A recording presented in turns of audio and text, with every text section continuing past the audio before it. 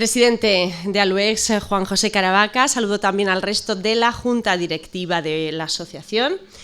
Saludamos, por supuesto, a nuestro conferenciante de hoy, al arqueólogo y profesor de la Universidad de Murcia, Héctor Uroz Rodríguez. Y a todos ustedes, cómo no, señoras, señores, muy buenas tardes.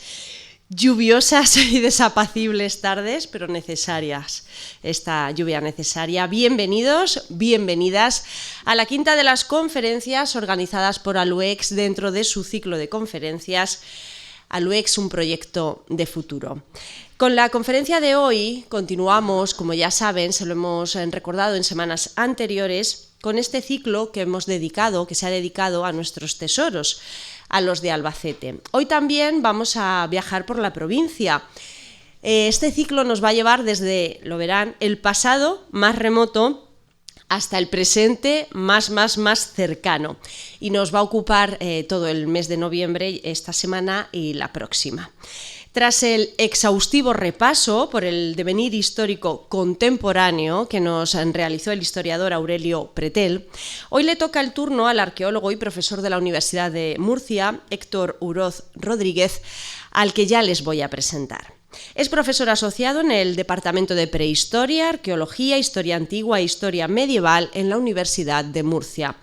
Por cierto, un excelente profesor, esto no es algo que lo diga yo, ni siquiera que lo diga él, sino que lo dice su propio alumnado porque así lo han valorado. Ha obtenido puntuaciones de hasta un 4,5 sobre 5 en las encuestas que se le han realizado. Es licenciado con premio extraordinario por la Universidad de Murcia en 2002 en Historia, con la especialidad de orientación en prehistoria, arqueología e historia antigua. En 2011 se doctoró con premio extraordinario y mención europea por la Universidad de Alicante en antigüedad. Ha realizado numerosas becas predoctorales, destacando la de formación de profesorado universitario del Ministerio de Educación, que le permitió completar su formación en la Universidad de Perugia con el programa de estancias breves. Como investigador podríamos destacar sus más de 30 publicaciones científicas, participación en congresos especializados y en proyectos de investigación, pero sobre todo su ininterrumpida actividad en el trabajo arqueológico de campo y laboratorio desde 1998, destacando la codirección del Yacimiento Arqueológico de Libisosa, que ha completado con otras intervenciones arqueológicas en España, en la Alcudia de Elche, y en Italia, en Pompeya y en la villa de Plinio el Joven, en San Justino, en Perugia, como decíamos. Por último, queremos destacar los proyectos vinculados a la museología y también a la museografía, así como la puesta en valor y difusión del patrimonio histórico arqueológico, además de su prolífica e intensa actividad de divulgación plasmada en la gestión de redes sociales y también en la producción audiovisual. Bien, gracias al profesor Uroz conoceremos de primera mano cómo ha sido el trabajo, el duro trabajo al que ha tenido que hacer frente el equipo de profesionales que desde 1996 han levantado el que es el gran proyecto cultural y científico, la excavación arqueológica de Libisosa en Lezuza, declarado como el 6º parque arqueológico de la región. Gracias, Héctor, por compartir su tiempo, sus conocimientos con este auditorio que creo, y no me equivocaré, estamos deseosos de saber mucho más sobre el resultado de estas investigaciones, de estas excavaciones arqueológicas y que sin duda este yacimiento es uno de los nuestros. Así que, Héctor, cuando quiera. Muchísimas gracias. Muchas gracias.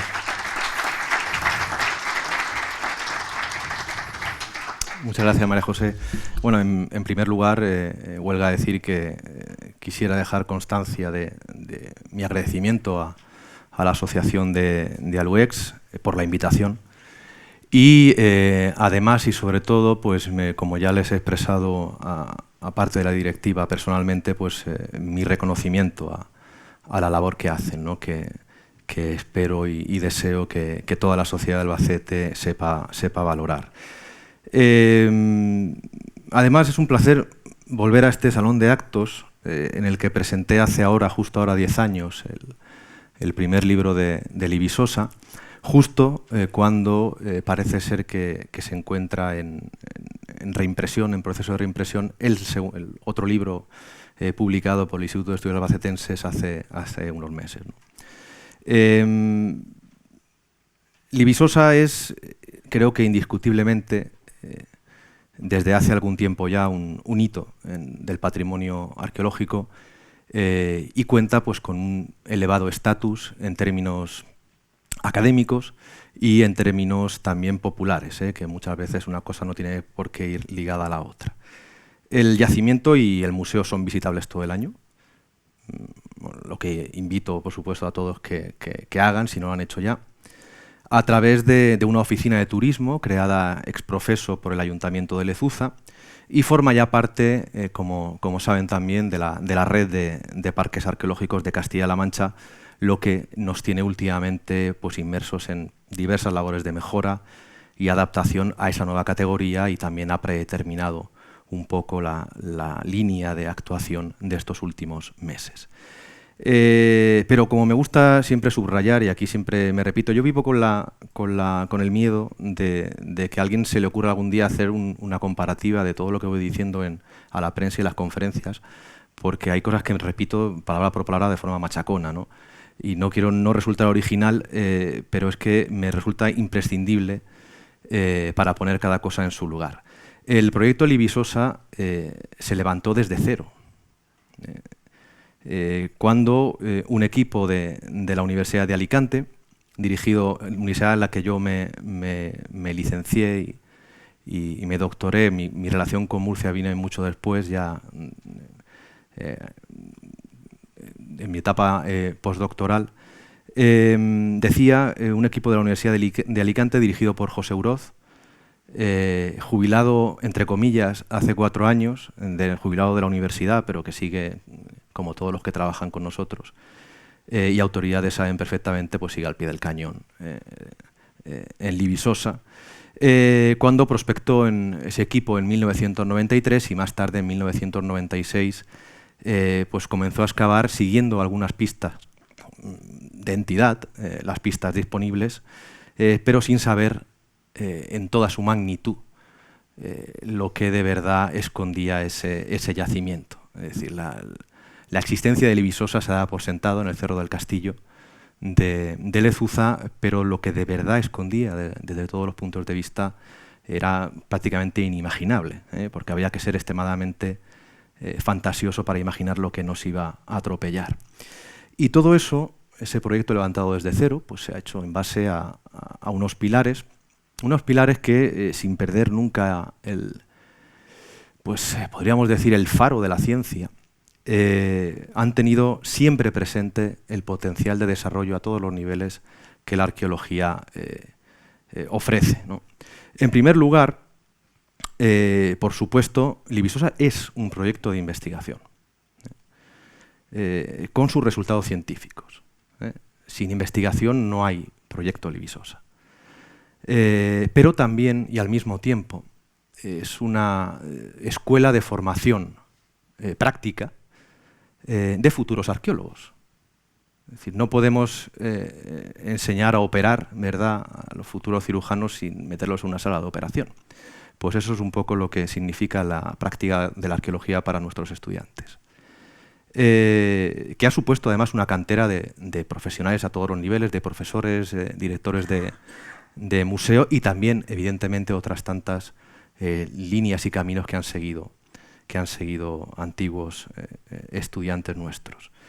En segundo lugar, el segundo pilar, por supuesto, la conservación y la puesta en valor de lo que allí encontramos, de lo que llevamos encontrando, en las medidas de las posibilidades, en la medida de, evidentemente, los recursos que tengamos. Porque además esto, la consolidación y puesta en valor, es lo que se lleva la mayor parte de los recursos en arqueología, ¿no? Pero es absolutamente clave. Sin eso no se entiende lo siguiente, que es, fíjense, en un municipio de 1 millar de habitantes como Lezuza, este proyecto ha constituido y lo sigue siendo, pues, un motor de desarrollo. un motor de desarrollo que genera empleo directo a la gente de Lezuza, pero también a largo plazo pues, va alimentando un proceso que es menos expresable en cifras, que es eso que llamamos dinamización cultural. Sobre esto vamos a volver al final porque me resulta extremadamente importante. Otro pilar, evidentemente, del proyecto ha sido y sigue siendo la optimización de los recursos de los que hemos ido disponiendo en cada momento. Ha habido momentos para todo. Hemos pasado por varias crisis, por una pandemia, por una guerra. Recursos procedentes de la Junta de Castilla-La Mancha, de la Diputación de Albacete, los últimos años a través del Instituto de Estudios Albacetenses, del SACAM, del Ayuntamiento de Lezuza, que es, sin el Ayuntamiento de Lezuza no hay proyecto Libisosa, ni hay Libisosa, y de la Universidad de Alicante durante muchos años y ya desde hace algunos años desde la Universidad de Murcia. Y ocasionalmente de entidades privadas. Y por último, pero no menos importante, la apuesta por una divulgación transversal. Ya fuera, pues, en un primer momento, por los mecanismos que ofrecía la era predigital. Es decir, cuando nosotros empezamos a excavar el Libisosa no existían las cámaras digitales, digo, para enfocar un poco el discurso a la gente más joven, que pueda estar luego viendo esto más adelante. Y en los últimos tiempos, evidentemente, a través de las enormes posibilidades que nos ofrecen las redes sociales. Cuando hablo de Libisosa, evidentemente, lo hago en representación de un equipo, de un proyecto al que me uní casi desde el principio. Primero como estudiante, luego como becario y desde hace 16 años la codirección. Los últimos ya desde la Universidad de Murcia, como decía. Un equipo compuesto en la actualidad por un conjunto de especialistas y colaboradores cuya participación pues, en distintas tareas se ha ido viendo también en las últimas publicaciones científicas, se seguirá constatando en otras publicaciones y luego evidentemente hay tareas dentro del equipo que no tienen la misma visibilidad que otras, pero que evidentemente son indispensables. La pregunta es ¿por qué? Me preguntaba un periodista esta mañana ¿por qué dices que es un hito Libisosa? ¿Por qué es tan importante Libisosa para la arqueología? En primer lugar, y me gustaría remarcarlo, como decía antes, las labores de puesta en valor y de divulgación en Libisosa han sido muy acertadas y necesarias, pero nada de eso podría existir sin la investigación. Y no puede existir investigación en arqueología, en un yacimiento nuevo, sin la excavación.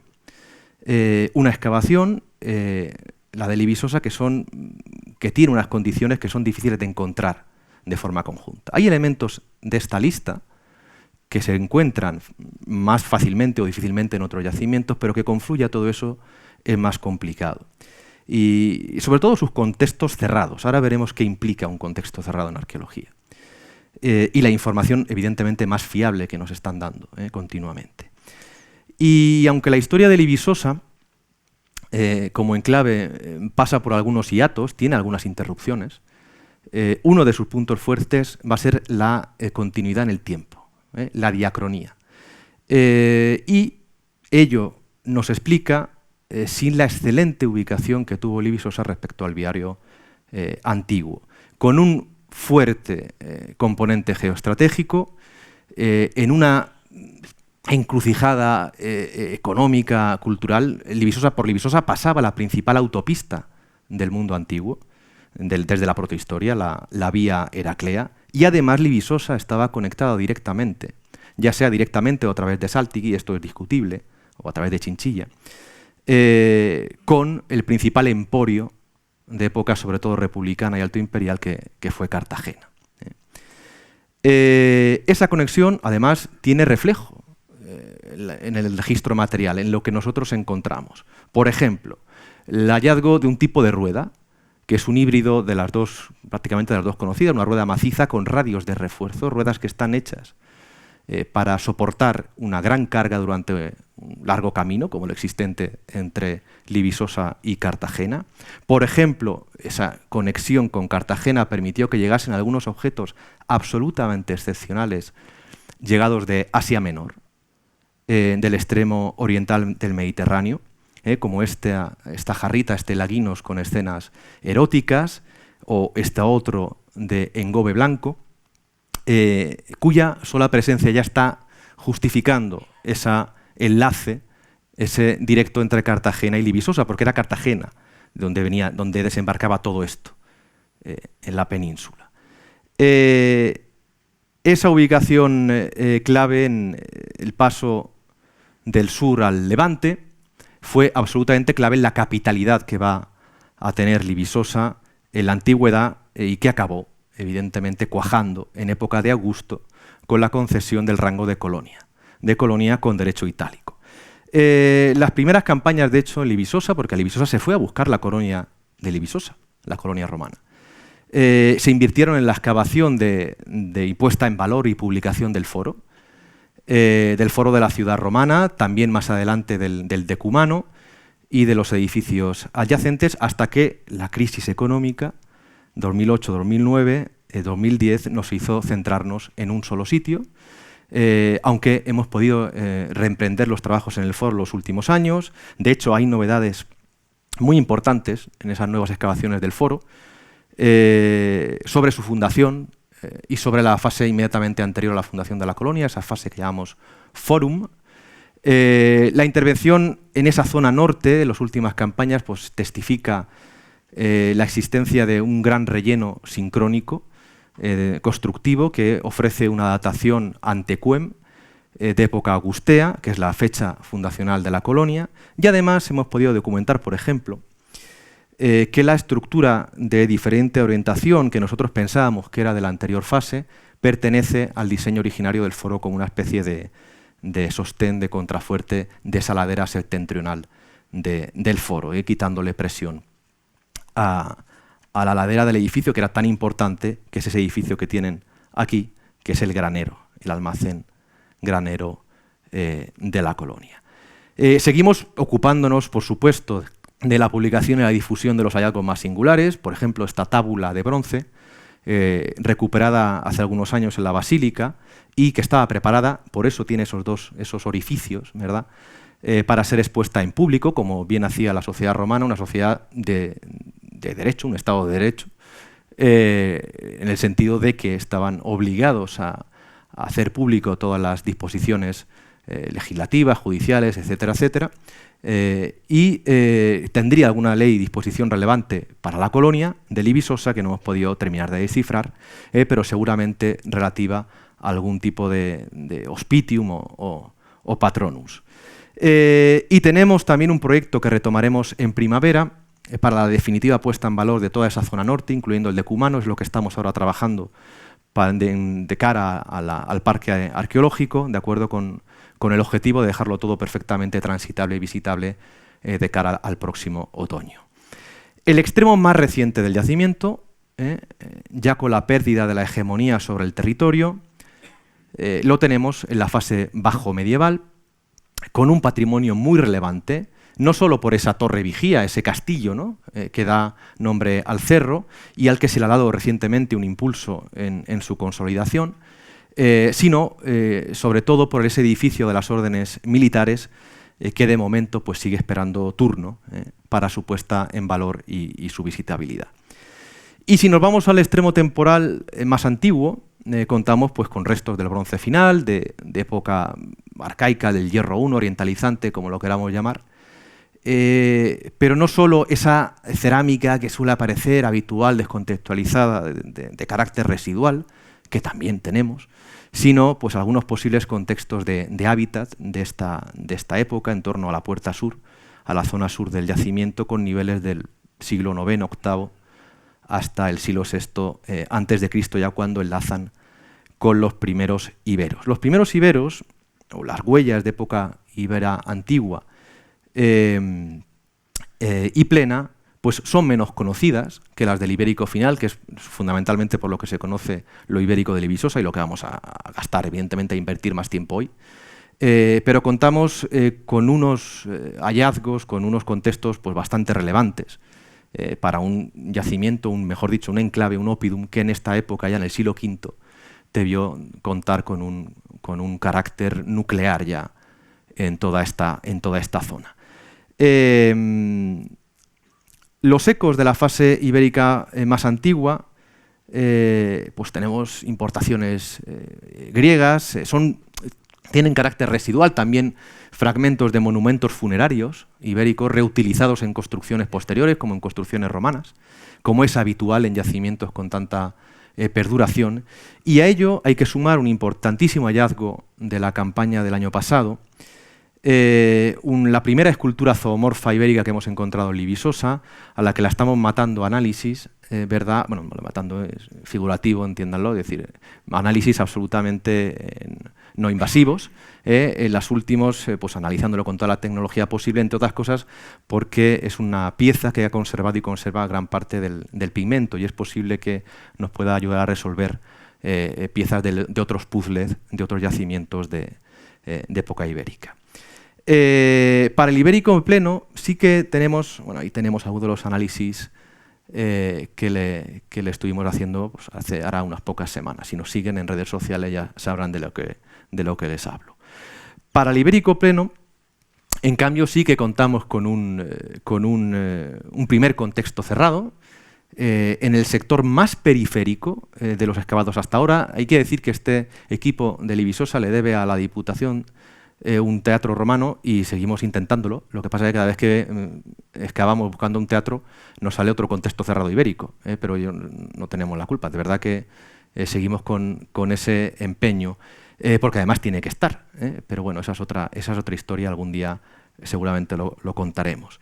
Este sector, decía, ese primer contexto cerrado de época plena, acaba de salir además publicado en una monografía en la que antes hacía referencia del Instituto de Estudios Albacetenses.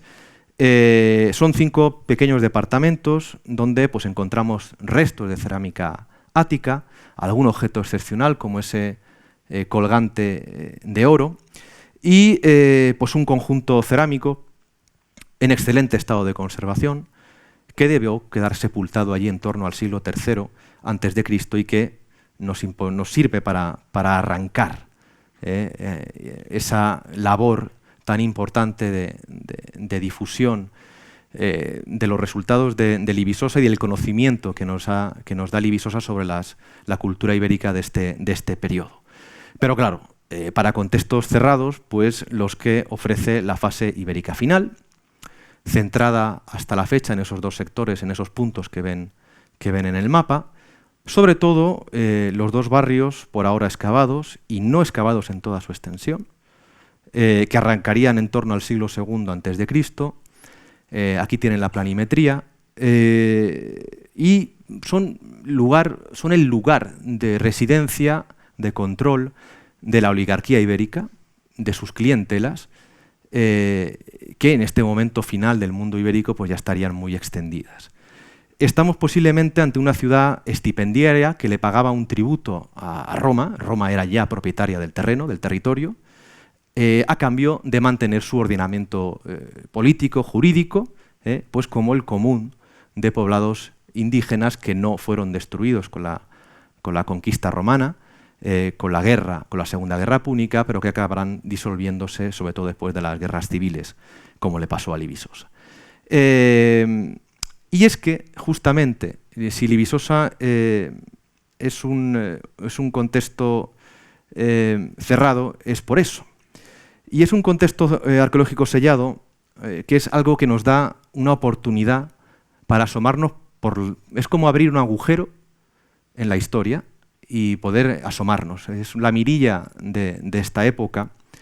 Nos da una foto fija que ofrece pues una información detallada, privilegiada, muy pormenorizada de un momento determinado de la historia. Es como viajar un día determinado a un momento del pasado.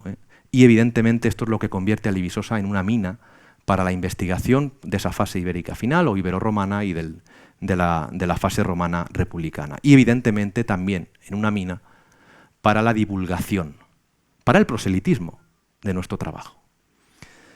Esa excelente conservación, decía, de la última etapa ibérica de Lezuza, se debe a su destrucción precipitada, sistemática, que genera pues, unos niveles de derrumbe, de adobe, de piedra, de un incendio que crean un efecto sepultura, ¿no? Motivado por ese final repentino. Un final que además fue traumático, como ejemplifica el esqueleto infantil hallado sobre la calzada, no retirado para su sepultura, que habría sido víctima pues, de un impacto en la cabeza, como ha revelado el análisis osteoarqueológico llevado a cabo por Maripaz de Miguel. Para datar este episodio de destrucción definitiva, contamos pues, con un cuantioso, variado registro material datante de importación, sobre todo romana, que nos lleva al primer tercio del siglo I a.C. y que hemos relacionado, desde el punto de vista histórico, desde hace ya bastantes años, con ese episodio de las guerras civiles desertó y en un momento determinado Roma, podríamos decir en terminología coloquial, peta, porque hay una dinámica imperialista que no cuadra con el sistema político heredado de la República Media y eso genera una serie de tensiones a todos los niveles que involucran al Estado romano en una guerra civil. Pero claro, esas guerras civiles son durante un tiempo, se desarrollan, son guerras civiles entre romanos por el poder en Roma, pero se desarrollan en la península ibérica, entonces las primeras provincias fuera de Italia, que es las provincias hispanas. Pero claro, esto va a tener una influencia brutal para el final del iberismo, a términos arqueológicos, pero paradójicamente, curiosamente, en Lezuza lo que terminó la ciudad ibérica, pues hizo que ésta se conservara en esa foto fija de su última vida, ¿no? Nos hizo una especie de efecto Vesubio. No tenemos fuentes literarias que avalen la participación de Libisosa en las guerras sertorianas, entre otras cosas porque Libisosa aparece muy poco en las fuentes, pero cuando Metelo, desde la ulterior, pues fue a reunirse con Pompeyo en Valencia, que acaban de hacer ahí sus perrerías correspondientes, en el 75 a.C., pues evidentemente debió desplazarse por esa vía Heraclea que decíamos antes y que tuvieron que pasar por Libisosa. Seguramente podría ser en ese momento el que tiene lugar todo esto. La arqueología nada más nos ha permitido saber algo más. Inmediatamente después de esa destrucción del poblado, apresuradamente, seguramente un ejército romano, esos miles y miles de legionarios, levantaron apresuradamente una muralla, decía, de 3 metros de espesor, de lienzo de 3 metros de espesor, algo bastante más grueso de lo que suele ser, con un paramento que recuerda a ese emplectón de Vitruvio, que también es un tipo de paramento hecho deprisa y corriendo, en la parte más elevada del cerro, encastillándose en la parte más elevada del cerro. De esta muralla hemos podido excavar y poner en valor la puerta sur, frente a la que debió transcurrir esa vía Heraclea, también la puerta norte, provista, como la anterior, de 2 bastiones macizos de tendencia cuadrangular, rectangular, con un vano que además acabaría siendo restringido para el acceso de carros, solo para personas en una reforma de época alto imperial, porque esa muralla va a seguir siendo la muralla, va a funcionar más adelante también con la colonia romana. Y aquí además, muy interesante, la muralla se levanta directamente sobre los escombros, sobre el derrumbe de las casas, de los departamentos iberorromanos, como se ve en esta imagen. Mientras en esta otra pues hay una panorámica de cómo quedó después de la puesta en valor, tanto esa puerta norte como la puerta noroeste, por sendos talleres de empleo. Es decir, fue durante un año de trabajo en cada uno de los proyectos, puestos de trabajo y sobre todo una revalorización importante del yacimiento.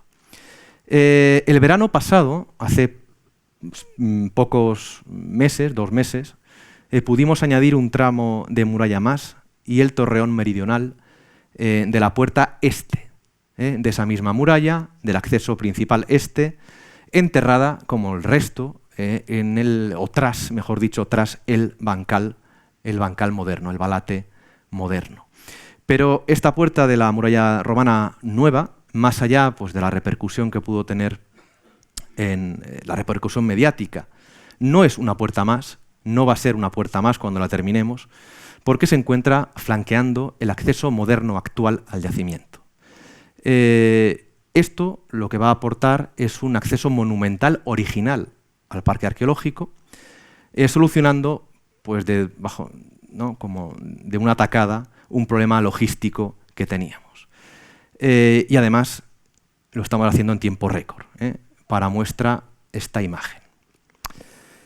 Pues bien, coincidiendo con esa ruptura que acabaría con la construcción de la muralla, ya fuera llevada a cabo por los que se fueron corriendo, porque había que irse corriendo, las legiones romanas uno las sentía llegar, las oía. Eso, como en Jurassic Park con el vaso, con las ondas de agua, cuando llega el Tyrannosaurus Rex, pues el suelo vibraba. Romanos al final usaban menos de lo que parece, porque muchos se rendían o salían corriendo. Decía, se realizó un depósito votivo en la parte más alta del cerro, donde luego se iba a construir el foro de la colonia, con lo que tenían a mano. La mayor parte de objetos recuperados en este depósito ritual son objetos que encontramos normalmente en los departamentos ibéricos. Esto fue publicado hace ya unos años de forma pormenorizada y evidentemente no me remito a ello, no voy a entrar en detalles. Fue el barrio del sector 3, del conocido numerado como sector 3, compuesto pues, por una veintena de departamentos hallados justamente bajo esa puerta norte de la muralla, lo que supuso la primera pista de ese periodo ibero-romano. Allí estábamos excavando el foro de la colonia romana de Libisosa, muy bien, encontramos el foro, etc. No tiene templo, qué raro, bueno, ya lo veremos. Bueno, todavía estamos con esas. Bajamos a la zona que pensábamos que discurría el lienzo de la muralla, estupendo, hemos encontrado la puerta norte de acceso a la muralla y debajo sale lo que sale. Son construcciones, podríamos decir, plurifuncionales, de una isonomía bastante marcada, que trascienden, evidentemente, la etiqueta de doméstico. Yo nunca hablo de casas, estrictamente hablando. Solo en una ocasión, además, hemos documentado un hogar. De ahí, pues, esa interpretación artesanal, comercial, que se le dio en un primer momento a todo esto y ya la hemos superado. Y en definitiva, son espacios aristocráticos o de sus clientelas, de ahí esa isonomía también, con huellas de actividades productivas, que están marcados sobre todo con una relación exponencial, ¿verdad?, entre cerámicas, importación, vajilla de lujo, mejor dicho, la vajilla con la que se bebían el vino de lujo, que era lo importante, no tanto el objeto como lo que se estaban bebiendo y consumiendo, a eso iremos también más adelante. Con esas figuras, con esas piezas que veremos también de pasada, con esas decoraciones figurativas que muestran esos mitos de autoexaltación con los que apuntalaban su poder. Todo eso, de acuerdo, formando parte de cada uno de estos departamentos, edificios, estancias. Claro, esto hasta este momento, pues bien, ahí estábamos, bajamos a una parte más baja de la ladera buscando el teatro romano, y nos encontramos con ese sector 18 con algo que va a romper absolutamente con esa isonomía. De entrada, según lo conocido, pues hasta ahora, que todavía nos queda un tramo por excavar, lo hemos tenido que interrumpir esa excavación por las labores logísticas del parque arqueológico. El edificio dominante, la construcción más grande de las encontradas hasta la fecha en este periodo, es la que tienen aquí, un edificio de 2 plantas, con 6 estancias, en la planta baja, que es la que recuperamos, excelentemente conservado, con tabiques con alzados de adobe y tapial de casi 2 metros de altura. Esto es una absoluta barbaridad. la península ibérica conservar algo así, por lo que evidentemente constituye al mismo tiempo una fuente de conocimiento absolutamente privilegiada para la arquitectura de esta época. Ya no es que imaginamos o debemos imaginar eso que ahora se lleva mucho y que es muy necesario, que es la virtualización y la reconstrucción 3D de los edificios del mundo antiguo, sino que aquí lo tenemos prácticamente sin techo, pero lo tenemos. No voy a entrar en detalles en ello porque, en fin, hay muchas cosas de las que quiero hablar hoy, pero esa plurifuncionalidad que antes decía, como la de tantas construcciones ibéricas, lo convierten en un complejo, eso que llamamos oligárquico, ¿verdad? Que trasciende el concepto de taller, aunque es en cierta medida también un taller. Es ciertamente un lugar de producción, pero también es un lugar doméstico. Junto a la mayor parte de material ibérico recuperado en su interior, encontramos pues, un conjunto singular de materiales, muy singular, de materiales de objetos importados, sobre todo de Italia, de imitaciones, de bienes de prestigio, algunos de ellos con función ritual, aunque solo sea formando parte de esa comensalidad ritual a la que nos vamos a referir más adelante, que nos han datado el edificio, la destrucción del edificio, y nos lo colocan en sintonía con el otro sector que acabamos de ver, destrucción en el contexto de las guerras civiles de época sertoriana, como hemos visto. Bien, en el edificio hay de todo literalmente, no es una forma de hablar. Pero destaca seguramente su actividad textil. En la estancia con ingreso directamente al exterior, desde la calle, encontramos una cuba de plomo. Todavía no sabemos si de plomo de Castro o de Cartagena, serían los dos lugares más que obvios para traerlo, pero los análisis que hemos realizado no son todavía concluyentes. Con orificio en el fondo, ahora parcialmente desprendido por motivos del derrumbe en época antigua, y que tenía una infraestructura propia, una cavidad inferior, donde recuperamos incluso unos maderos carbonizados para aplicarle calor a esa cuba. Pero claro, la interpretación funcional ya no viene de análisis, viene de paralelos morfológicos. Antes se comentaba nuestra trayectoria en Pompeya, pues justamente en Pompeya encontramos el paralelo más claro sobre la funcionalidad de estas cubas. En Visosa tenemos una cuba de 200 litros y en Pompeya, en esa oficina lanificaria, tenemos 2 cubas de 100, que se relacionan con el lavado a muy altas temperaturas de la lana en bruto, para quitarle, desprenderle de esa la suarda, la suintina, esa grasa, que va a proporcionar la lanolina con la que, usada como cosmético todavía hoy, o medicamento también en época antigua, como nos cuenta Plinio. Frente al tabique noreste de esa estancia, además, se encontró apilado un conjunto de 45 pesas de telar, y en otra estancia del edificio puede que estemos incluso ante la destrucción fosilizada de un telar de bastidor apoyado en la pared, que además se trata de póndera de pesas de telar de una forma, de una variante troncocilíndrica nada habitual, y menos en estas fechas tan tardías, ¿de acuerdo? Que es casi de forma exclusiva la que se recupera en Visosa. El control del tejido, esto no me da tiempo a extenderme en ello, ni mucho menos, pero como con nada, pero es un recurso de control de la aristocracia, el control del tejido. Además, encontramos una ingente acumulación de tabas o astrágalos, hasta 1500, que aquí pues, debieron actuar pues, como fichas de intercambio relacionadas con algún tipo de sistema para llevar la contabilidad, quizá relacionadas justamente con esa actividad textil, que por otro lado los astrágalos venían de los mismos animalitos que la lana, o con cualquier otra actividad económica. Porque además este edificio pone ante todo de manifiesto la actividad de, por así decirlo, toda la retahíla de los procesos de producción de esta época.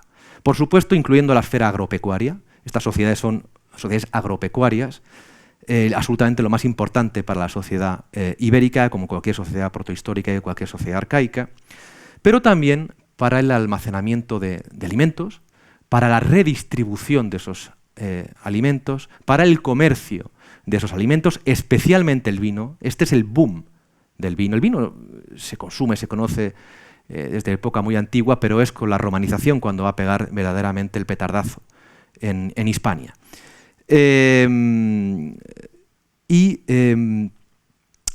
Claro, fijaos, esto es una acumulación de 20 y tantas ánforas ibéricas, con algunas ánforas itálicas, encontradas en una estancia de este edificio. Pensábamos que habíamos encontrado un almacén, no en uso, pero vamos, un lugar, un repositorio donde ubicar, que nos servía como fósil director de esta actividad de redistribución. Decíamos, hemos encontrado algo bastante importante numéricamente hablando, hasta que la campaña sucesivas dimos con lo que se puede, no sé, definir como almacén, bodega de excedentes con 80 ánforas tinaja, 80, además asociadas con un registro material asociado al consumo y servicio del vino exclusivamente. Evidentemente eso nos llevó a calificar el espacio como una bodega. Además es un espacio anexo a ese edificio oligárquico, no tiene entrada directa, pero evidentemente es dependiente de ese complejo. Pues bien, ese descubrimiento, ante esas, sobre todo esas estructuras de adobe, de tapial, tan impresionantes y tan excepcionales, nos colocaron en su momento en una encrucijada, ante la que se nos planteaban dos opciones. La opción A era dejar la excavación y volver a cubrirlo de tierra para preservarlo, pero no, evidentemente, poder mostrarlo al público. Y la opción B, pues rentabilizar socialmente el hallazgo y llevar a cabo su puesta en valor. Para lo que buscamos, conseguimos financiación privada de Cajasol y se pudo, además, desarrollar por un ejemplo de colaboración institucional entre el Ayuntamiento de Lezuza, la Diputación Provincial de Albacete, la Asociación SACAM y, por supuesto, también la Universidad de Alicante. Pero sin esa financiación extra, evidentemente, no habría podido ser. La cubrición, proyectada ya desde el segundo año de excavación, se llevó a cabo entre los meses de octubre de 2010 y marzo de 2011 y cumplían un doble objetivo muy claro. El primero y más urgente, la protección, la preservación de esas ruinas. Bueno, ruinas, llamarle esto ruinas también es un poco injusto. De esas estructuras ibéricas y su correcta y segura exposición al público. La obra civil consta de una superestructura de acero y hormigón con rejillas de ventilación superior que, pues, una década después hay que decir que ha funcionado de maravilla. Con ello se añadió al paisaje o al yacimiento un elemento que distorsiona absolutamente ese paisaje, pero que es completamente neutro, cumple la función inexorable de no confundirse con un monumento antiguo, de ser una obra civil contemporánea, y además se encuentra preparada para ampliaciones futuras, que esperamos poder acometer algún día, porque además son extremadamente necesarias. Además cuenta con accesos y pasarelas sobrelevadas para los visitantes, que están intactas a día de hoy, y con un acceso auxiliar de mantenimiento. La segunda fase de intervención, la de restauración, consolidación, fue llevada a cabo entre los años 2012-2013, aunque ya, esto es importante y es lo que salvó en cierta medida el edificio ya tuvo actuaciones de consolidación in situ durante el proceso de excavación, antes de su cubrición. Las prioridades de intervención, pues, que marcaron el tiempo estaban claras. Primero, las estructuras de adobe y de tapial, las estructuras de tierra, algún zócalo que había con riesgo de caída y, en tercer lugar, pues ya los muros de piedra perimetrales y los pavimentos que tenían una mayor resistencia. La intervención tuvo tres pilares, contó con tres pilares: limpieza, consolidación y reintegración volumétrica de los morteros. Es una mínima intervención de restauración que no modificó en absoluto el aspecto original del monumento, puesto que, evidentemente, el estado de conservación ya era excepcional y no lo requería, y aparte era incluso contraproducente hacerlo de otro modo. Así quedaba hecho lo urgente, y así fue durante años. Y solo recientemente se ha podido llevar a cabo su museografía. No es descartable, y yo así lo quisiera, que se llevara a cabo algún plan de mejora en el exterior del edificio, pero en fin, no es indispensable para su preservación y su correcta visitabilidad, por lo tanto evidentemente hay otras prioridades. Bien, en paralelo a todo esto, después de 2 proyectos museológicos de años de trabajo y adaptándonos finalmente a un espacio restringido, condicionado por un edificio ya construido, que fue una auténtica proeza del ayuntamiento, pudimos inaugurar la colección museográfica en la primavera de 2011, una exposición permanente con el diseño que tienen ahí, en la que las protagonistas son las piezas, cosa bastante, por otro lado, rompedora, aunque parezca extraño, precisamente porque aquí no hay que adornar absolutamente nada. Aquí el protagonismo recae en esa selección de 200 objetos de la fase ibérica, objetos cerámicos en perfecto estado, vajilla de bronce, herramientas, etc. La información sobre las visitas pues, la tienen en pantalla, y los que lo vean en YouTube pueden hacer pausa, y los que en fin, quieran hacer uso de Google, pues se meten en la página web del Ayuntamiento de Lezuza, que es muy clara y muy renovada, y van a la oficina de turismo y ahí tienen toda la información. Y si no han ido todavía, vayan, háganme el favor. Pero en Libisosa, cuando consigues cerrar un capítulo, pues se te abre otro melón más complicado, ¿verdad? Es lo que ha ocurrido con el contexto más novedoso y completo de los últimos años, no solo en Libisosa, sino en un gran arco arqueológico de esta fase, en un complejo de 175 metros cuadrados, al otro lado de la calle de ese edificio oligárquico, el segundo de mayor tamaño de todo este barrio, y una técnica constructiva y estado de conservación ya no similar, sino incluso mejor, superior a lo que habíamos ya cubierto y protegido. En este caso, desde el fin de su excavación en 2019, no hemos podido todavía llevar a cabo ninguna acción de puesta en valor y se encuentra evidentemente en riesgo de degradación. Está cubierto, protegido con lo que hemos podido, pero evidentemente es una gran urgencia del yacimiento en estos momentos. Bueno, el edificio es un lugar de culto gentilicio, un lugar de culto no por su planta, porque no hay ningún edificio ibérico que se pueda, prácticamente ninguno, identificar, caracterizar por su planta, como sí sucede con la arquitectura clásica. Lo es sobre todo por esto, por el registro material, por lo que encontramos en su interior centenares de objetos, algunos de los cuales son directamente pasos rituales, como estos de aquí, concentrados en la primera estancia, lo primero que además que empezamos a excavar del edificio.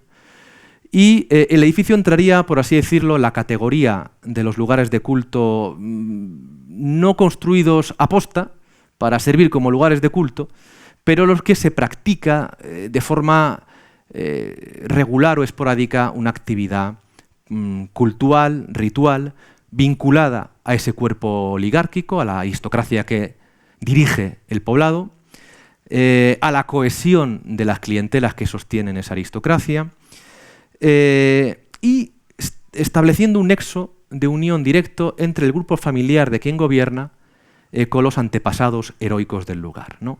Y sobre todo con la divinidad. La divinidad, aquí no vive la divinidad, esto no es un templo en términos clásicos. A la divinidad se la invoca y se puede aparecer o no, pero no reside allí. Son lugares de reunión de la élite, que es además lo clave, esa reunión para fundamentar su poder. Bien, decía que la caracterización como lugar de culto no lo es por planta, lo es por el registro material. Otro elemento que se suele utilizar en arqueología ibérica para poder caracterizar como un lugar de culto como tal son determinados elementos del equipamiento, si hay algún altar, etc. Aquí tampoco. Si acaso este pollete de mampuesto, en torno al cual aparecieron buena parte de estos vasos rituales, en este espacio que quizá pudo actuar como una especie de de sacristía. Bien, el edificio, interesante, arranca en torno al 200 y no supera el 130-125 a.C., y eso lo sabemos, gracias a un conjunto material de importación que si lo llegamos a meter a posta no lo hacemos tan bien. Es decir, esto, la cantidad, por ejemplo, de cerámica de barniz negro de la primera cerámica anteriormente conocida como campaniense, ahora como cerámica de Nápoles, el centro de producción, es como, parece un pecio, más que un conjunto recuperado en un yacimiento arqueológico de tierra. Y eso es lo que nos da con exactitud todo ese arco cronológico. Es otro contexto cerrado, ¿vale? Destruido y cancelado de forma repentina, pero décadas antes de la destrucción definitiva del poblado. Esto se destruye antes. Es seguramente una acción por un cambio de régimen. Hay algún tipo de escarmiento o un escarmiento por parte del ejército romano. Nosotros sabemos que esos escarmientos selectivos de algunos espacios dentro del poblado, además importantísimos, seguramente el más relevante para la aristocracia del lugar, tienen lugar y seguramente son derivados de algo que nosotros hemos llamado desde la historiografía como hospitium militare. El hospitium militare, algo así como aloje usted a un legionario romano en el invierno y así me ahorro plantar el castro hibernal, es una práctica generalizada de Roma ya desde la conquista de Italia en época republicana, por la que ahorraban evidentemente, pero que generaban, pues imagínense los problemas que podían generar para la convivencia de estos poblados. Sabemos que en Cástulo, lo sabemos por las fuentes, se produjo una gran revuelta y luego, en fin, después de la revuelta de los ciudadanos de Cástulo por los desmanes de esos legionarios en sus casas, pues hubo una tabla rasa de Roma, llegó allí y a todos los hombres en edad de portar armas pues se los eliminó, que era como Roma resolvía las revueltas. Lo cierto es que en relación con este hospitium militare, para saber enfocar por qué hablamos de hospitium militare, la posibilidad de esta práctica en Livisosa, hay una serie de registros materiales más allá de la militaria, del armamento que veremos después. Por ejemplo, en Livisosa tenemos el conjunto de vajilla romana de bronce, tardorrepublicana, que es algo así como el fósil director del paso del ejército romano. Esto es lo que llevaba el ejército romano encima. Evidentemente no iban con esas cerámicas de barniz negro, iban con estos recipientes de metal. Es el conjunto de mayor variedad y número de los conocidos. Evidentemente no es que en Livisosa hubiese más vajilla de bronce que en otros lugares, que en otros muchos lugares, sino que aquí se ha conservado. ¿De acuerdo? Livisosa es, sobre todo en época ibérica, es importante, sobre todo por cómo se ha conservado. Y es también, seguramente en este apéndice, en el que tenemos que meter este catálogo de imitaciones o reproducciones de esas vajillas de barniz negro, pero con cerámica local. Esas son las formas clavadas, con su función determinada, para beber el vino y comer el alimento, pero evidentemente pues, no han tenido la posibilidad de ser de distribución, como se distribuía ese tipo de vajilla en los intersticios, ¿no? ¿Verdad? Entre las ánforas, entre el alimento de los barcos, y se las fabrican. Y otro elemento, por ejemplo, la abundancia de instrumentos de escritura. Estos stili, estos estiletes de hueso para escribir sobre las tablillas de cera, que son un claro fósil director también de romanización, de latinización también, evidentemente con lo que apuntaban los oficiales romanos, llevaban la contabilidad y apuntaban el correo, etcétera, etcétera, de la explotación de unos recursos de un territorio que ya les pertenece. Por ello, es tan apropiado que en la excavación de la torre de este verano, el único objeto que nos haya aparecido sea uno de estos stili. Seguramente se le cayó a un oficial, un legionario, o lo tiró porque se le había roto ya la parte del borrado. Pero si por algo destaca Livisosa es por el notable estado de conservación del registro material de esa fase ibero-romana, más allá de la arquitectura y de los desafíos. Y aquí sobresale por derecho propio, por cantidad, por calidad y por variedad, la cerámica ibérica. No hay seguramente un lugar para estudiar la cerámica ibérica de época final, como Libisosa. Y además, como está en una encrucijada cultural, en ese nudo de comunicaciones, tenemos de todo. Es, por así decirlo, si hay un lugar en el mundo en el que ha resultado al final conveniente o apropiado encontrar ese nivel de conservación, Libisosa era el lugar ideal, porque tenemos un amplio, nos da una panorámica de 360 grados del mundo ibérico. Pero como todo esto está publicado, es accesible, yo hoy quiero poner el foco en algo que no está publicado todavía. Que hallamos en una estancia de ese lugar de culto, un conjunto cerámico en el que encontramos absolutamente toda la cadena de objetos relacionados con el consumo del vino. Esto es la Wikipedia de los objetos relacionados en todo ese proceso con el servicio, con la comensalidad ritual del vino. Desde las ánforas de importación que traen el vino bueno, el que tú te bebes como aristócrata y se lo das a beber a tus clientes, el gran reserva, a todo lo demás. Y de entre todo lo demás, quizá lo más destacable es esta sítula, en cuyo interior aparecieron apilados pues, todos los subtipos posibles de vasos, de escudillas, una unidad por cada espécimen. Es decir, hay un ejemplar de cada tipo, de cada subtipo de copa. ¿De acuerdo? Esto es un regalo. Es decir, esto no sé cómo es una especie de... ¿no? Esas agujeros del tiempo, ¿no? que se hacían, ¿no? de ocultar algo como regalo para los habitantes del futuro, ¿no? Pues esto quedó ocultado como regalo para los arqueólogos del futuro. En otro orden de cosas, Libisosa cuenta también con un importantísimo, el más novedoso conjunto de epigrafía ibérica, que hemos publicado recientemente con Javier Velaza y que seguimos publicando todos los años algo, porque siempre aparece algo o nuevo, o en la excavación, o en el lavado de cerámica, y lo vamos actualizando en la medida que podemos. La mayoría de estas inscripciones están en signario suroriental, son sellos anfóricos, la mayoría, no todos, y se interpretan como marcas de producción, destacando además la repetición, esa repetición que tiene la imagen del mismo nombre personal, del mismo antropónimo, Ambin o Ambine, que es prácticamente el nombre del primer habitante de Lezuza conocido, por así decirlo, que además en diversos puntos de yacimiento, en diversas piezas, de acuerdo, tenemos ese nombre de los antepasados íberos de Lezuza. Pero hay una novedad epigráfica, esta saldrá, si todo va bien, en unas semanas, a final de año o a principios del siguiente, la revista también Paleohispánica, estudiada igualmente con Javier Velaza, que me gustaría adelantarles por primera vez hoy aquí. Es un plato ibérico, del tipo más habitual encontrado en el yacimiento, con inscripción hallado en esa sacristía del edificio de culto, junto a los vasos rituales. La lectura de la epigráfica de Vicaniban que tienen ahí ofrece pues, un elemento inicial que podría encerrar un nombre céltico, pero que interpretamos por lo más razonable, que es el genitivo del cognomen latino de Vicanus. Es de Vicani, de Vicanus. No se trata de una ofrenda, es un signo de pertenencia, es decir, es alguien que se ha puesto su nombre en el plato. Es el plato de Vicanus. Y además, en el sitio, en el epicentro de esa comensalidad ritual. ¿Qué es la comensalidad ritual? La comensalidad ritual es el banquete público para estrechar vínculos de cohesión.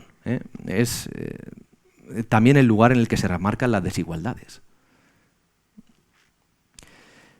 Y por tanto en el que destaca la élite. Es el plato, decía, en el que come Vicanus, pero Vicanus es un cognomen, no es un nomen. No es un gentilicio, es un apodo, para entendernos. Es más distintivo que el gentilicio. Seguramente porque este Vicanus es un ex ambin, que ha adoptado digamos, el nombre latino, acaba de adoptar el nombre latino, pero todavía no sabe o no quiere escribirlo en latín, y lo escribe en grafía ibera. Es un hallazgo absolutamente extremadamente relevante. Cambiando de tercio, aunque ya rápidamente en estrecha relación con lo que acabamos de ver, dentro de todo lo novedoso que ha supuesto ese registro material ibérico recuperado en Libisosa estos años, quizá lo más llamativo ha sido lo que refiere al aparato iconográfico, figurativo. Por supuesto, ese nutrido conjunto de vasos singulares, vasos de encargo por parte de esa élite, como distintivos de rango. Esto lo llenaban de vino, lo hacían circular seguramente allí en esos banquetes comunales, que es una especie de Ilíada pintada en viñetas, un cómic del pasado heroico de su familia. Hablando, diciendo, vamos, porque como no tengo tiempo de desarrollarlo, pues permítanme que lo resuma de esa manera. Aquí pueden volcar un pasado mítico que va a justificar sobre todo el orden del presente. No hay un tipo en forma que se relacione directamente con el vaso singular, aunque hay formas como los crateriformes que están prácticamente o estrechamente vinculadas exclusivamente a este tipo de vasos. Decía que no me voy a detener en ello, pero la temática, en esa temática que utilizan para plasmar esos elementos, esos cómics sobre cerámicas, utilizan la doble vía más que utilizada por estas sociedades del universo guerrero, por un lado, heroico, que actúa como referente, como modelo, actuó en época arcaica, esas epopeyas para la sociedad griega arcaica. Y por un lado, esa exuberancia vegetal, el universo zoomorfo de la divinidad, de la prosperidad de la comunidad, para evidentemente justificar, insisto, ese orden presente. Otra gran novedad iconográfica que ha aportado Libisosa es el conjunto de vasos plásticos, terracotas, figurativos, no vasos de plástico, como se extrañó una vez un periodista hace unos años, que formaban parte de ese lugar de culto que hemos visto, y entre ellos, desde luego, el ya más que conocido vaso de la diosa y el príncipe, un vaso para libaciones, de aceites perfumados seguramente, que es una extravagancia entre las terracotas de la protohistoria española. No voy a entrar en los matices, pero que actuó en dos vías. Es un vaso ritual, para acometer un ritual en el lugar de culto, pero sirvió también como lienzo en bulto redondo, para plasmar esa memoria histórica aristocrática. La pieza, por cierto, se puede también visitar con un añadido que le hicimos en una vitrina al museo desde 2018, aunque muchas veces está de viaje, porque la piden mucho por ahí para colecciones, para exposiciones temporales. Actualmente, ahora mismo, si van, la pillan dentro del museo. Resumiendo, pues su caracterización, se trata de una obra ibérica que va fusionando distintos elementos. Si desgranamos todos los elementos que componen la semántica de la pieza, vamos a ver influencias de todo tipo. Pero justamente al meterlo en ese embudo, en esa coctelera, agitarlo, el resultado parece algo novedoso, pero no lo es tanto. Representa una epifanía, es el nacimiento, el ascenso de la diosa. Y luego ese segundo personaje importantísimo, vuelto hacia la divinidad, que introduce los brazos entre el vestido, que es el protagonista aristocrático de este asunto. Es decir, es el primer antepasado en su juventud, el príncipe fundador, que tiene una relación estrecha, privilegiada, directa con la divinidad poliada, la divinidad patrona o matrona del lugar, ¿de acuerdo? Y eso es el germen del poder. Y ese poder es renovable en la medida en el que vaso ritual se utiliza para los rituales de comensalidad aristocráticos de cohesión. ¿De acuerdo? Justamente por esas élites que son consideradas descendientes de ese héroe originario. De hecho, en la misma estancia del edificio se encontró una tinajilla con desfile funerario, que está representando el extremo opuesto, el último episodio, la última viñeta del ciclo heroico del antepasado mítico. la apoteosis, la muerte, ¿no? el traslado al más allá. Tenemos el principio y el final del mito. ¿De acuerdo? Pero el vaso no es un objeto aislado, no se puede explicar como un objeto aislado, es una pieza más de un puzzle que vamos conociendo con todos estos vasos figurativos a través de distintos destellos de ese relato legendario que gira en torno a esa figura del héroe fundador del linaje, que sancionado evidentemente por la diosa, y en el que se va cimentando esa memoria histórica del grupo oligárquico que ostenta el poder, como decía. Bien, para ir ya casi terminando, junto a la cerámica, la otra esfera material de la cultura material más relevante del registro arqueológico por cómo se ha conservado, por su excepcionalidad, es el utillaje metálico. En este periodo, además, ya se encuentra destinado, en este periodo histórico, decía, ya se encuentra destinado, ya dirigido a otros aspectos básicos de la economía, como la esfera agropecuaria, pero que ya aquí ya inventaron todo lo que había que inventar, de tal manera que la mayor parte de herramientas dirigidos a la agricultura que aquí ven y que pueden ver en el museo si lo visitan, no han variado en todos estos siglos, en estos miles de años. Además, otra serie de utensilios de todo tipo que ya muestran un grado elevado de especialización. Aquí ya no solo hay herramientas agrícolas de metal para llevar a cabo las tareas indispensables de la economía, sino que ya se permiten en este periodo otra serie de elementos para otro tipo de actividades. Destaca también la parrilla de hierro, que se encontró además asociada a un conjunto de soportes de cerámica tosca. El conjunto del armamento que publicamos hace un par de años con Fernando Quesada, que es el máximo especialista en armamento ibérico y del periodo también romano republicano, al que se escriben estas armas de Libisosa, es seguramente el mayor aporte a este campo de la arqueología española de los últimos tiempos. Aquí, evidentemente, entramos en un terreno resbaladizo, sobre todo por lo que refiere a la adscripción, ¿no?, de el arma a una categoría cultural concreta. Considerar un arma relacionado directamente con un ibero o con un romano. La cosa es mucho más complicada que esto.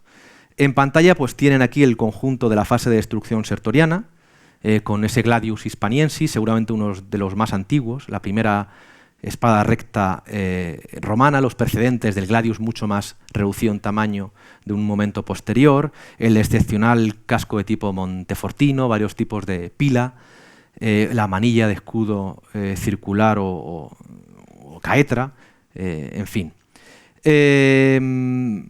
Algo más romano son los elementos de arreo, como esta jáquima o la espuela, y lo que más interesa, aparte del estado de conservación de las armas de Libisosa, es que muchas se encontraron con huellas de uso en niveles de derrumbe, es decir, en el momento de la destrucción, ¿no?, en pavimentos, en calles, que pudieron haber participado activamente en los últimos días del poblado.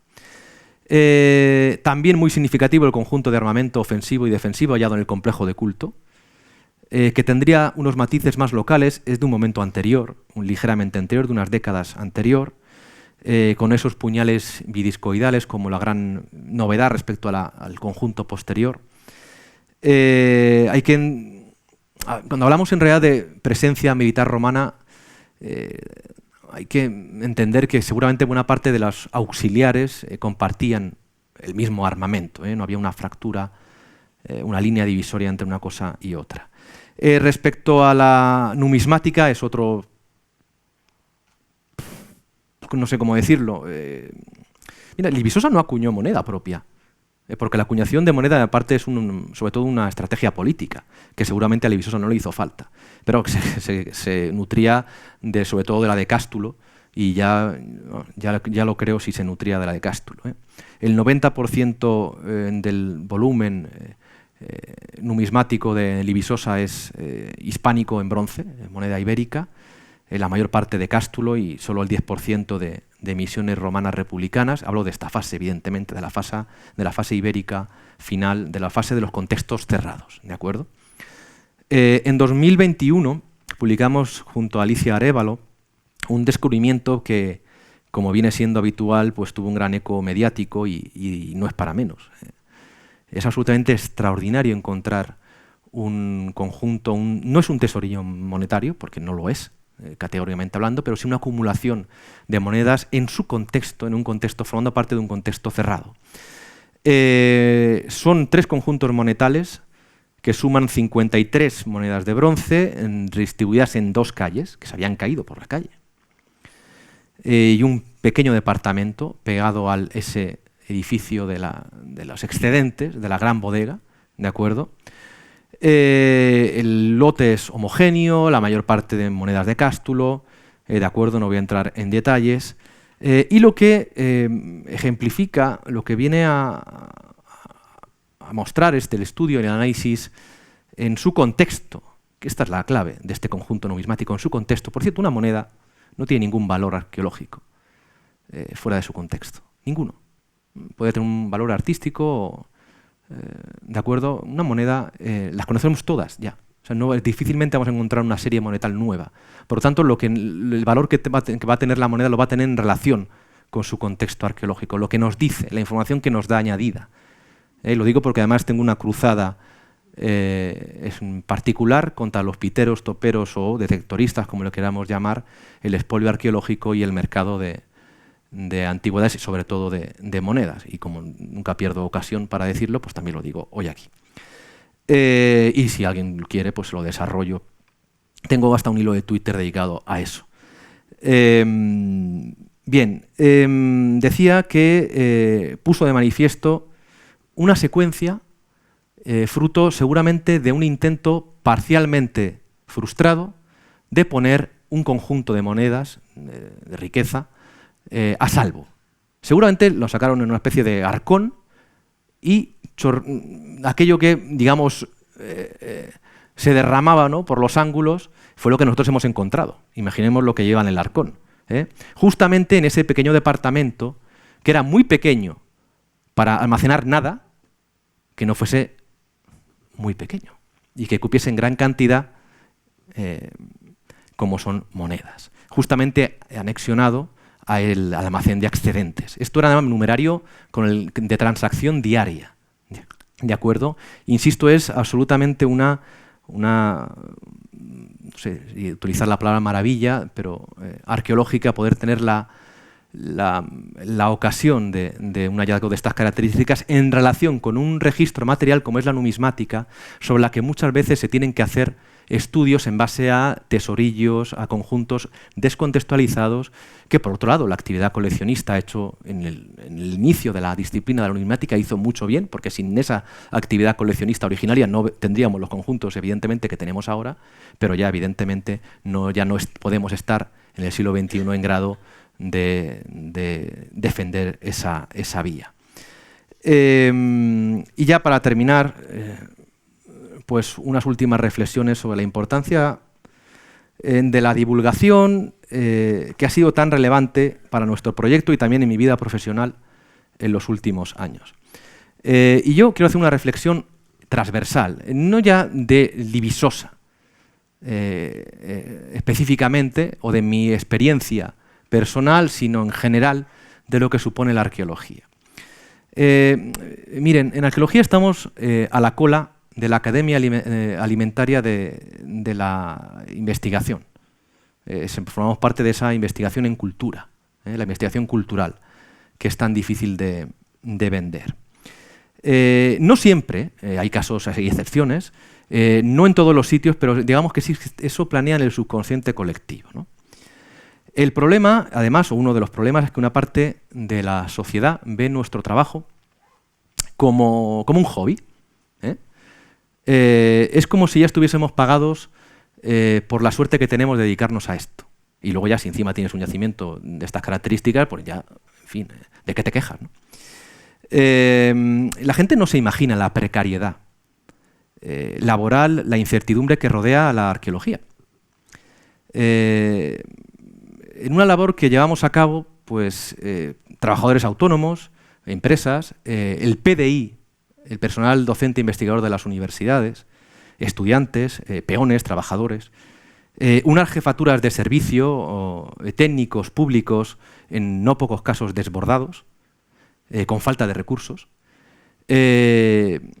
Y dicho esto, yo creo que tenemos que redirigir el foco de atención de nuestro discurso en positivo, desde el qué perdemos hacia el qué podemos aportar. Tenemos que esforzarnos en hacer pedagogía, es decir, podemos irnos a un rincón y llorar, y luego vendrá alguien de filología clásica y decirnos, ¿de qué os quejáis con todo ese mundo tan visual del que disponéis en arqueología? A ver cómo hago yo desde el estudio del griego clásico en potenciar eso en el mundo actual.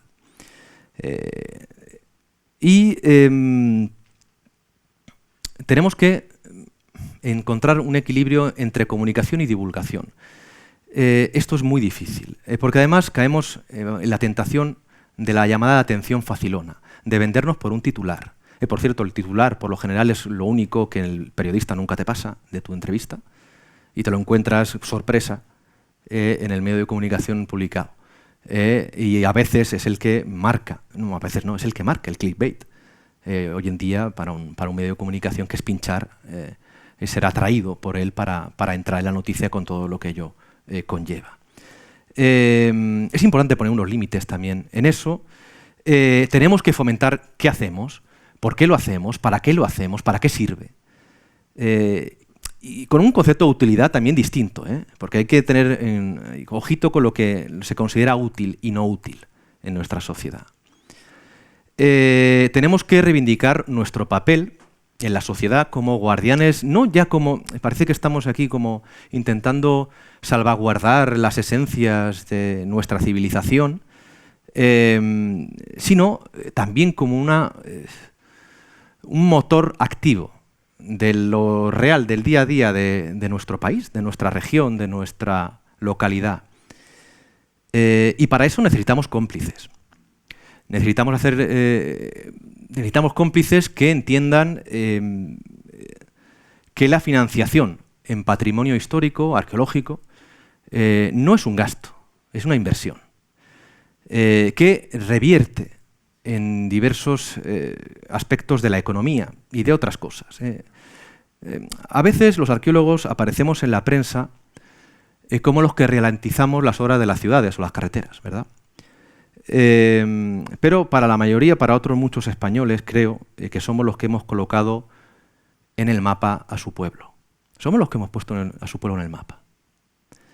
Creamos marca, creamos prestigio, y eso no se puede expresar en una gráfica. Yo creo firmemente la arqueología como motor de desarrollo perenne, que renueva continuamente las fuentes sobre las que construimos la historia. El conocimiento, el patrimonio, que lo revaloriza todo, insisto, sea o no sea cuantificable. Y ahora sí ya termino, como suelo hacer, con una imagen de la superficie total del yacimiento. Ahí lo tienen, 38 hectáreas, aunque la superficie protegida del parque arqueológico es muy superior a esto. Digamos, este es el yacimiento, ¿de acuerdo? Ahí tienen las 38 hectáreas. Y lo confronto con la misma imagen señalando en rojo el espacio que queda por excavar.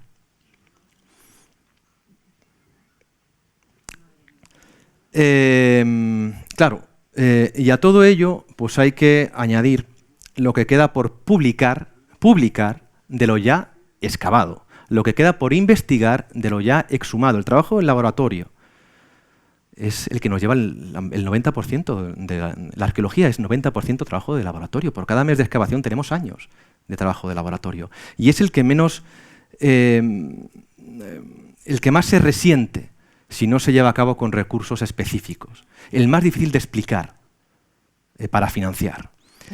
Y esto lo encaja en campañas de verano. Y desde luego no en un yacimiento como el Visosa. El Visosa es algo excepcional, absolutamente excepcional, que está pidiendo a gritos recursos excepcionales. Mientras tanto, y pues siempre que el cuerpo aguante, yo seguiré agradeciendo infinitamente a los actores principales de todo esto, a la gente que colabora directamente, que se ensucia en cada campaña, a los trabajadores de Lezuza, a los técnicos que han pasado por aquí, a mis estudiantes, si los que no imagino Libisosa, agradeciendo pues, que hagan más llevadera una tarea tan endiabladamente bipolar, porque por un lado es reconfortante y por otro lado es ingrata, a partes iguales, como es sacar adelante año tras año un proyecto científico-cultural. Muchas gracias. Le agradecemos muchísimo, por supuesto, su participación, esta maravillosa conferencia y bueno, hay que ver, ¿no? Qué tesoro, lo decíamos al principio, qué tesoro tan excepcional, como decía el profesor, tenemos en nuestra tierra, en nuestra provincia. Vamos a pedir a nuestro presidente, a Juan José, por favor, que nos acompañe aquí arriba de este escenario. También Héctor Uroz, si se pueden colocar delante.